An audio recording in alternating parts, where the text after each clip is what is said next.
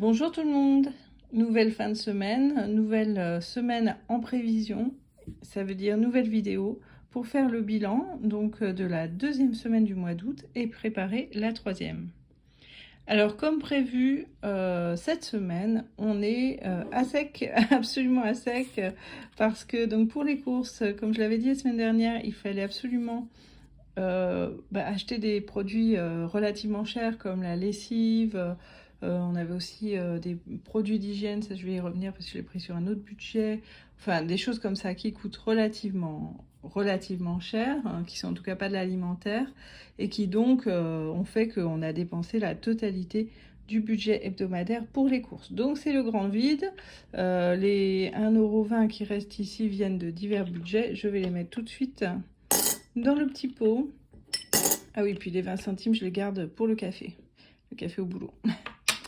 Voilà, pour les chats, il y a toujours les fameux 10 €, puisque je ne suis pas encore allée chercher les 2 sacs de litière qui leur manquent pour finir le mois. Il va falloir que je m'en occupe aujourd'hui, puisqu'ils n'en ont plus. Au perso, j'ai tout utilisé parce que j'ai fait de l'avance de frais. Je vais vous expliquer ça tout à l'heure, donc je vais les récupérer à un moment ou à un autre. Je vais vous dire pourquoi j'ai fait de l'avance de frais, ça c'est super intéressant. Et puis niveau shopping, donc j'avais mis un billet de 20 que on a également utilisé. Et on va faire le point aussi sur les enveloppes mensuelles, parce que on a un petit peu utilisé là-dedans aussi. C'était une semaine assez chargée en dépenses. Donc l'alimentation, ça c'est ce qui reste pour le reste du mois d'août. On va y revenir parce que j'avais compté donc 400, j'ai pris 80 à chaque fois, donc il devrait rester un peu d'argent là-dedans. Au niveau des achats, donc il reste des achats divers, hein, shopping, enfin tout ce dont on peut avoir besoin en dehors des courses. Il reste 60 €.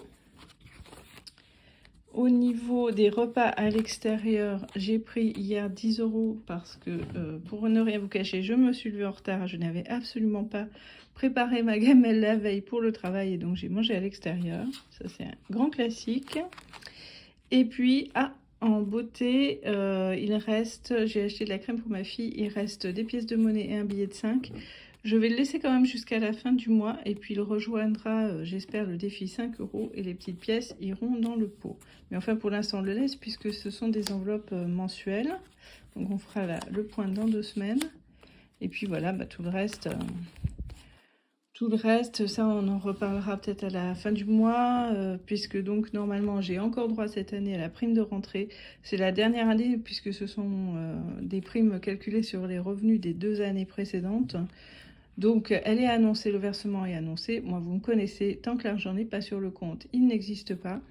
Dès qu'on l'aura reçu, donc on fera tous les achats de rentrée pour ma fille. Elle a besoin de se rhabiller, elle a besoin de chaussures, elle a besoin de pas mal de choses. Je récupérerai la somme que j'avais mis en prévision pour la remettre dans d'autres enveloppes. Au niveau des anniversaires, ça y est, les anniversaires des garçons sont faits, préparés, envoyés. C'est la semaine prochaine, donc tous les cadeaux sont faits. Donc il reste les budgets prévisionnels pour ma fille et pour moi, qui seront encore à compléter d'ailleurs. Noël, j'ai rien touché. Vacances non plus, bien sûr. Voilà. Donc voilà pour le point de la semaine. Hein. Vous voyez que c'est pas forcément hyper glorieux. Toutes les semaines ne se ressemblent pas. Je pense que cette semaine, on aura moins d'achats alimentaires à faire, hein, parce que tout simplement en hors alimentaire, on a juste du produit vaisselle. Voilà, donc en principe, ça devrait aller. Ensuite, je vous raconte mon affaire d'avance de frais, puisqu'on en est là. En fait, j'ai vendu des choses sur eBay parce qu'en dehors de mon travail, hein, ça n'a rien à voir avec mon travail, j'ai une activité artistique et depuis longtemps, je pensais à vendre, ce que je fais finalement. Et là, j'ai eu le courage de me lancer et voilà, et donc j'ai vendu deux objets. Et du coup, ça devrait nous rapporter pratiquement une centaine d'euros, disons. Le truc, c'est que j'ai dû faire de l'avance pour la finition pour expédier à l'acheteur. Donc j'ai acheté quelques produits de finition, un peu de produits d'emballage, et il va falloir que je fasse l'avance des frais d'expédition. Il y aura les frais du site de vente. Donc au total, en bénéfice net, je pense, bon, je compte pas mon matériel, donc je pense qu'il me restera 80 €, donc hors frais d'emballage, hors frais d'expédition et frais du site. Pardon, il y a du bruit dehors. Et en bénéfice net, peut-être une soixantaine d'euros. Voilà. Donc ces 60 €, je vais les réinvestir dans du matériel puisque j'ai l'intention donc de continuer et de voir si ça fonctionne, si ça nous fait un petit revenu complémentaire, ça serait pas mal. Et en termes de revenus complémentaires aussi, je vais vous mettre une petite incrustation. J'ai testé des sites de sondage. Donc j'ai testé StreetBiz qui rapporte vraiment pas grand chose, et comme je le disais sur Instagram, ce que je lui reproche, c'est aussi de faire tourner les questions autour du coronavirus, et franchement ça m'agace parce que quel que soit le sondage, ça finit toujours en comment vous avez géré la pandémie, comment est-ce que vous vivez le coronavirus. Ça va, un, ça vous regarde pas, et puis de deux, c'est bon, j'ai répondu une fois, j'ai répondu 2 fois, ça va. Pour 15 centimes, c'est juste agaçant et une perte de temps à mon sens. Et j'ai essayé Atapol, qui est pas mal du tout. Le seul reproche que je ferais, c'est qu'il y a des sondages pour lesquels on vous disqualifie relativement tard, qu'on n'ait pas le profil pour répondre au sondage, je peux le comprendre. Mais par contre, quand on a pratiquement rempli tout le sondage et que tout d'un coup on vous dit que vous êtes disqualifié et que du coup vous n'êtes pas payé pour les réponses, là je suis moins d'accord. Bon, il y a du bruit, je vais faire une petite pause, le temps de préparer la suite de la vidéo. Je vous montre quand même en incrustation ce que j'ai gagné sur Atapol, donc en 2 jours. Voilà, donc on passe à la suite. Petite parenthèse, l'argent d'Atapol, je me dis que je vais l'utiliser pour les fameux cafés qu'on prend au boulot. Encore, oui, je sais, mais en fait, on dépense quand même pas mal, quoi. Surtout qu'on se le paye les uns aux autres, donc mine de rien, ça chiffre plutôt vite. Donc voilà, comme c'est de l'argent en bonus, pourquoi pas, quoi, parce que... Et en plus, est-ce que... bon, je pourrais limiter évidemment ma consommation de café. Le truc, c'est que c'est aussi un moment de convivialité, c'est le genre de truc, vous savez, important, comme manger ensemble, etc. Donc c'est un petit peu compliqué de dire, ah ben moi je vais pas prendre le café, ou moi je prends rien, enfin... Voilà, surtout que souvent, un collègue en particulier nous l'offre, et donc il est quand même normal de l'offrir en retour. Donc voilà, bon, je me dis, Atapol peut servir à ça, ça peut faire tout à fait les dépenses de café de la semaine, sans avoir à y consacrer un temps fou. Alors, ensuite, préparation donc des enveloppes de la semaine prochaine. Donc j'ai tout sorti dans l'alimentation parce que je voulais vous expliquer ce que je voulais dire tout à l'heure en disant qu'il allait rester de l'argent. Donc, j'ai préparé les 80 € pour pour la semaine, que je vais mettre dans l'onglet courses de mon portefeuille. Tout ça va aller être rangé dans mon portefeuille. Pour les chats, donc je filme extrêmement mal, je laisse leurs 10 €. Au perso, donc je n'ai plus rien, puisque donc j'ai fait l'avance de matériel, c'est pas grave. Et puis en shopping, je vais mettre 40 €, tout simplement parce que, pareil, je vais aller racheter du matériel pour donc mon activité artistique. Et puis je dois aussi encore acheter un petit peu de matériel d'emballage. Bon, j'ai récupéré l'essentiel, mais comme j'ai eu 2 achats au lieu d'un, il me faut encore un petit truc. Bref, je préfère mettre 40 €. Il reste 20 € dans l'enveloppe pour le montant global du mois, pardon. Donc voilà, bon, je les mets dans mon portefeuille, ça ne veut pas dire que je vais tout utiliser, loin s'en faut. Ensuite, donc sur les courses, il va donc rester du coup 80 pour la semaine prochaine, pour le week-end prochain. Et moi, je suis payée en fin de mois, donc à la fin donc pas de la semaine qui vient, mais de la semaine d'après, je recevrai mon salaire, normalement le vendredi ou le samedi. Et donc du coup, il restera 80 €, enfin au maximum, disons, il restera une semaine, puisque j'avais prévu sur 5 semaines à 80 €. Donc voilà, ça aurait pu compenser un peu les dépenses qu'on a eues la semaine prochaine. Ça revient exactement au même, hein, que je puise dans achat d'hiver ou voilà. Donc je vais laisser dans l'enveloppe alimentation, et puis à la fin du mois, en fonction de ce qui reste, eh bien ça ira dans les enveloppes d'épargne par exemple. Voilà, donc voilà pour la préparation de la semaine à venir. Et maintenant, je voudrais vous faire un petit volet sur les dépenses annuelles, puisque j'ai essayé de synthétiser, résumer les postes des dépenses annuelles ou exceptionnelles auxquels j'ai pu penser, donc pour l'année 2023, et pour lesquels il va falloir que je prévoie un budget, donc tout au long de l'année à partir de maintenant. Donc voilà pour les dépenses annuelles et exceptionnelles auxquelles j'ai pu penser. Vous voyez que j'ai laissé un petit peu de place au cas où il y a des choses tout simplement auxquelles j'ai pas pensé. Alors, je vous ai mis tout ça dans mon fameux booklet, le petit bullet journal que j'utilise chaque année pour toutes sortes de choses. D'ailleurs, je note toutes sortes de choses dedans, mais il y a toute une partie budget, voilà, comme ça. Je n'ai pas encore fait la page de titre, pour lesquelles je découpe des onglets mensuels et je réserve des pages pour des bilans, des notes, des choses auxquelles je peux penser qui concernent, au cas d'espèce, le budget. Voilà, j'ai tout un volet un peu vie perso, des choses comme ça. Alors, dans les dépenses annuelles, les anniversaires, j'ai pas détaillé parce que si jamais un de mes enfants tombait sur la vidéo, je veux bien garder quand même secret le montant que je mets dans les cadeaux. Ça se dit pas de mettre le prix d'un cadeau. Donc, ça ne se fait pas de dire le prix d'un cadeau. Voilà, donc j'ai synthétisé, vous n'aurez pas le détail ici, voilà, pour cette raison-là. Alors, pour les anniversaires, 360 €. Le premier tombe en janvier et ensuite, non, on en a deux, pardon, en janvier, et ensuite l'essentiel pour nous est en été, juillet, août. Puis il y a le mien au mois d'octobre ensuite. Donc je parle pour 2023. Hein. Noël 440 €. Pourquoi il y a un petit peu plus? Parce qu'il y a une personne à qui je fais un cadeau de Noël, à qui je ne fais pas de cadeau d'anniversaire. C'est tout simplement quelqu'un qui fait partie de la famille, mais par alliance. Et voilà, on fait comme ça. À Noël, on privilégie les enfants, hein, surtout. Parce que la famille s'agrandit, mine de rien, on a même une naissance qui est prévue là, au mois de septembre. Donc pour l'an prochain, il y a une personne en plus à ajouter. Et puis pour septembre, il faudra budgétiser un cadeau de naissance, bien entendu. La fête des mères, c'est moi, c'est ma fête à moi, parce que je n'ai plus ma mère. Pourquoi est-ce que je prévois un budget pour la fête des mères, du coup? Eh bien, tout simplement parce que cette année, eh bien, j'ai rien eu. J'ai rien eu du tout, je crois bien. Non, j'ai rien eu du tout. Voilà, l'an dernier, j'avais eu un petit quelque chose, j'avais mis au bout pour faire un cadeau, pour que j'ai un joli cadeau. Et puis alors, cette année, j'ai rien eu. Alors, on s'est payé un resto avec ma fille. Bon, ma fille gagne pas encore d'argent, elle pouvait pas en faire de cadeau.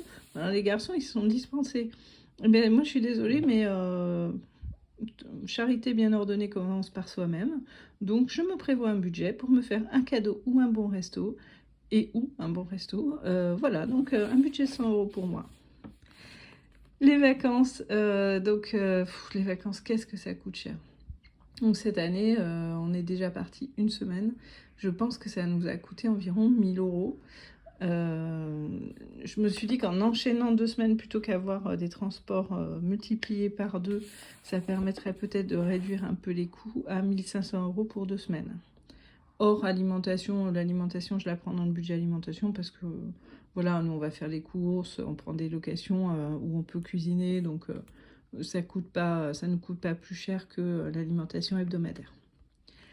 Franchement, c'est un poste budgétaire, ça fait mal, hein, parce que ça fait un mois de salaire, autant dire, hein, voilà.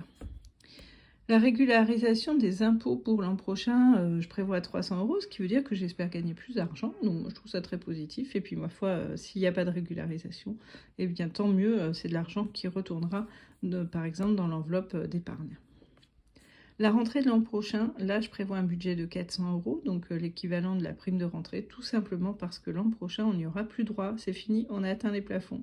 Alors comme pour les impôts, moi je vous dis, hein, je suis plutôt contente en fait de ne plus avoir de CAF et de ne plus avoir et de payer des impôts, parce que ça veut dire tout simplement que mes revenus ont augmenté significativement, donc pour moi c'est pas du tout négatif. Ça, s'il y a quelque chose que ça ne me gêne pas trop de laisser dans les lignes de dépenses, c'est bien ça. En plus, la rentrée, ce sera la dernière rentrée en 2023 au lycée pour ma fille. Ensuite, ce sera l'université. Donc là, il faudra prévoir le budget en 2024 des frais d'inscription en fac. Donc ça fait à peu près 400 € aussi en licence. Et puis, elle aura besoin d'un ordi, elle aura besoin d'un peu de matériel. Donc, voilà, profitons encore de cette année à venir, 2023. Ensuite, ce que j'ai indiqué comme étant train haut, c'est tout simplement de l'argent pour le train pour ma fille, pour aller voir son père. Alors, en principe, il me rembourse, mais je préfère faire un budget prévisionnel. Comme ça, pas de mauvaise surprise. Et puis, surtout, il me rembourse. Donc, ça veut dire qu'il faut que je fasse l'avance. Et quand il faut faire l'avance et qu'on n'a pas de budget, ça fait toujours suer parce que la SNCF, en plus, ils ne les attachent pas avec des saucisses. Hein.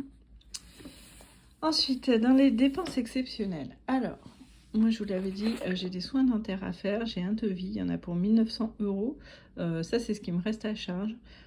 Voilà, ça fait pas trop plaisir et en même temps, je serai contente quand ce sera fait.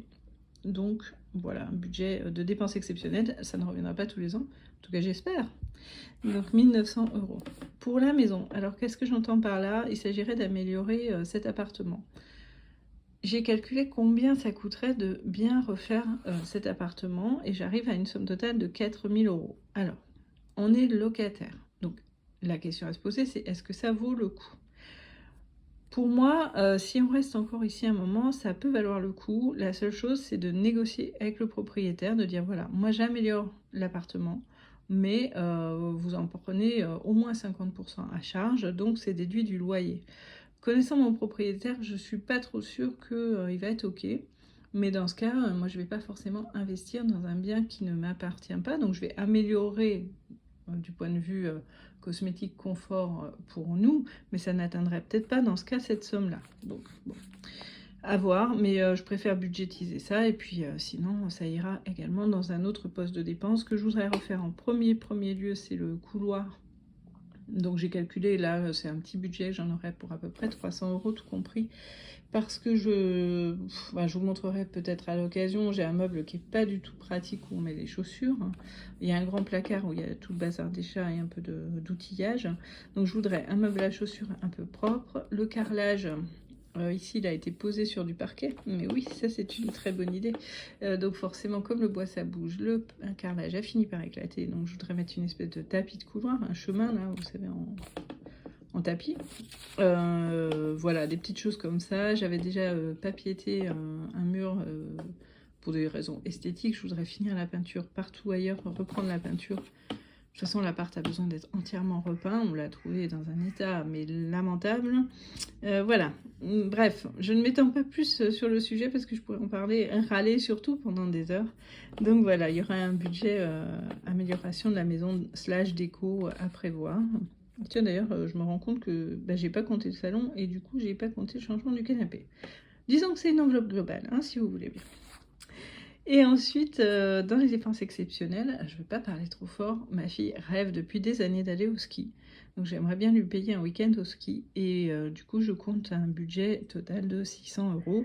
Évidemment, on irait dans une petite station pas trop chère et pour un week-end ou un week-end prolongé à ce prix-là. Hein, mais il n'est pas question de passer une semaine, sauf à voir, parce que j'ai des amis qui ont un studio à la montagne, donc on verra peut-être avec eux.